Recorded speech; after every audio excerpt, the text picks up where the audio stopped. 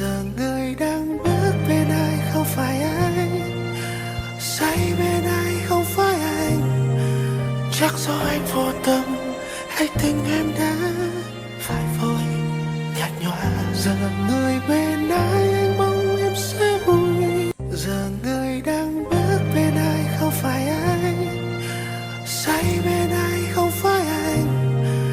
Chắc do anh vô tâm hay tình em đã phải vội nhạt nhòa. Giờ người bên ai anh mong em sẽ vui. Giờ người đang bước bên ai không phải anh, say bên ai không phải anh.